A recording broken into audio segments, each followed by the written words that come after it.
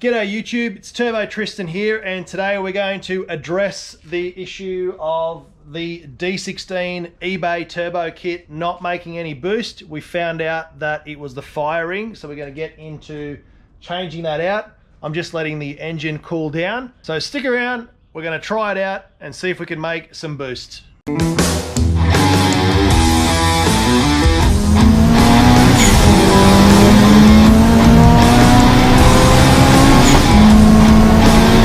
So since the last time, we got lots and lots of views on this video. We took an eBay kit. It was a Rev 9 eBay kit.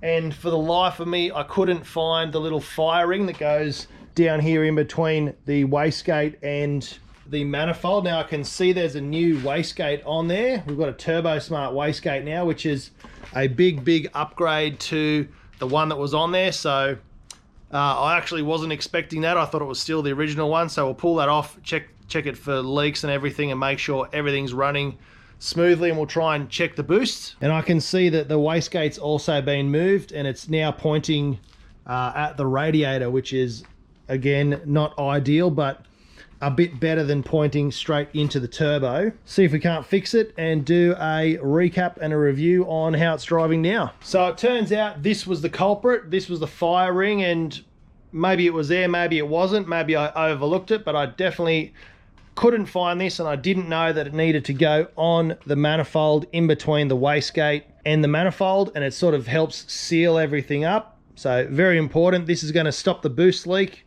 and we're going to have max power. I don't know about this wastegate and what its base boost is, and I don't think we have a boost controller, but we're going to swap it over, check it out, and see what happens. So the car's still pretty hot.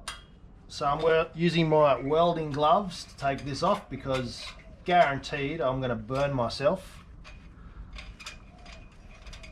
I'm just going to take it off all in one piece. It's nice and loose anyway, actually.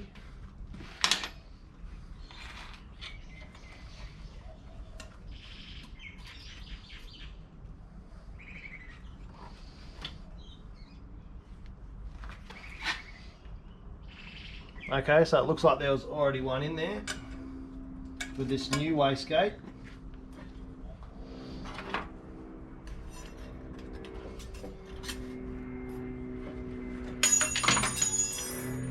Far out, super hot. What's your background, Zor? Burma. Burma. Yeah. I heard that people from Burma only have one first name. No. No? They don't have first name, second name, they just have one name sometimes? Yeah, there's only one name. Yeah. And we don't really have, what is that, family name back in there. Yeah, I had a customer once from Burma, and they only had one name. Yeah. And we needed two names for the license for selling a car. Mm. Yeah, it was tricky. It's confusing. Yeah. So I pulled off the Turbo Smart wastegate. I noticed that there was already a firing in there, so when the owner switched over the firing or switched over the wastegate, they've put the firing in, so they've done better than me, smarter than me there. They didn't miss that. They've also hooked up the boost controller. It was opened quite a fair way, so what I've done is close that off. So what we're going to do is take the car for a very short drive, just test it, make sure it's getting full boost now. I'll also check the fuel pressure while the engine's running and maybe turn that up just a little bit just to help it out. And then we'll start slowly increasing the boost and see how far we get. Now, this is going to get lots of questions. Unfortunately, I can't help anyone. There's no boost controller on the car. It was actually stolen out of the car, so we don't have a boost controller to check what the boost is. We're testing it, but we're sort of back to square one as well. So the great news is that wastegate was replaced, so that saved the headache and the hard work of putting in the firing and testing that. So unfortunately, I can't do a test on that now, but good news is we've got a Turbo Smart one, which is one of the best ones you can get in the whole world. So it's on there now, it's all plumbed up correctly. We still have the questionable dump pipe, which is going to need some fixing, but that is what it is. Everything else is looking good. So as I said, we'll check the fuel pressure and we'll go for a run. So the great news is, with the firing in, there's no boost leaking from here, which means we're going to get maximum boost. And the fuel pressure is still set at 40 psi at idle, which is pretty good. I might bump that up a couple of psi, maybe to 45, just to help the engine out a bit, give it a little bit of a backyard tune. So I'll do that. We'll go for a drive, put the camera on the window. You know the drill.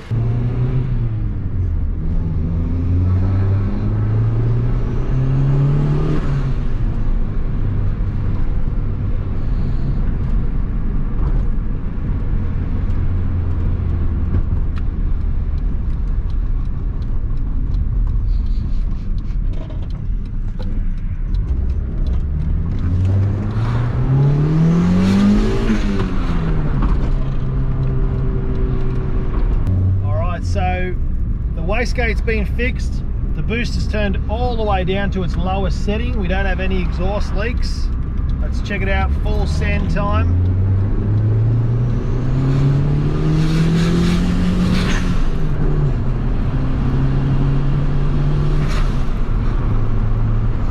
We definitely have boost.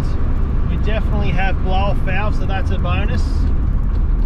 Everything's rattling and shaking worse than it did last time I drove it. But let's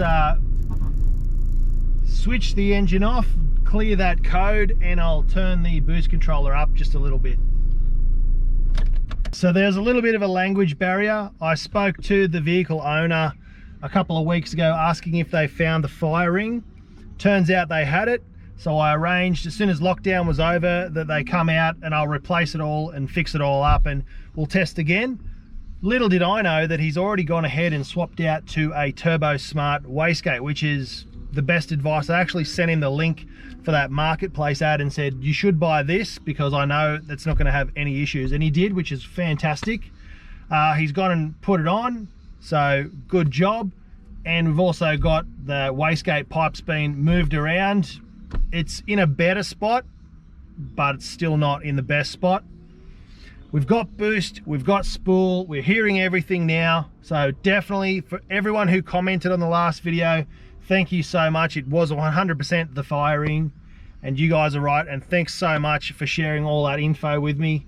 You know, we wouldn't be here if it wasn't for the subscribers and the commenters. So thanks very much. Since then, the car's been broken into. It's had the boost gauge stolen. You know, there's been a few different things happen to it in the owner's life, so you know, poor guy. At least we can get him having a bit of boost and enjoying his car. Now we're going to fire it up and we'll test it again. I've wound the boost controller up 2 full turns. It's not going to make a huge difference. It didn't feel like there was too much boost in there. It felt like about 4 or 5 pounds, but it was solid this time.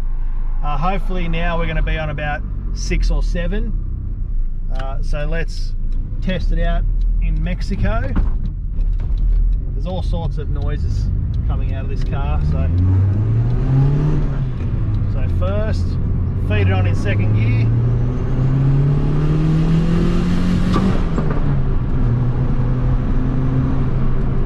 We've popped something. I think we've popped a cooler pipe. Something's popped. Did sound exactly like a cooler pipe. It was hanging or rubbing. Oh well, back to the garage and we'll see what that was. So I just checked when we pulled over. I thought we'd blown an intercooler hose, but it's actually the blow-off valve has popped off. These don't come with the best circlip mountings this style, so I'm going to quickly throw that back on, double check that it's all good. And I might turn the boost down slightly. Everything's driving well, it's driving nice, it's making boost as you saw. We're on the right path. Well, YouTube, I'm really sorry, that was a bit of an anticlimax. Turns out it was all just a language barrier issue. The car owner is newly to Australia from Burma, and it's really difficult back and forth because I don't know Burmese, but he's a really lovely dude, really cool guy. He's He's keen to just forget the D series and throw a K-swap in there. Funny, we just, after the blow-off valve popped off, the car started to overheat instantly, and I thought, oh no, what have I done? I've touched it. He ran over, pulled the fuse box cover off, switched over some relays, and got the fan to turn on. So apparently that seems to be something that he's pretty familiar with fixing up. Of course, I instructed him to get himself a new relay because the fan's very important. I instructed him still needs to look at computer, fuel pump, fuel injectors, all that sort of stuff. But hey, this is what messing around with the single jingle is. You just do the best you can with the money that you've got, and you make it work, and you still have fun, you still enjoy your car, you still get to do turbo noises and fly around and race people and just enjoy having cheap performance. Really, that's what it's all about. There is a video coming on this, and you'll see it coming very soon. Everything's all set up. There's a new big intercooler and a big radiator, which I'll give you the sneak peek. You can't see where the old one is. The new one's tucked up much further and it's much bigger, so we'll get to that soon.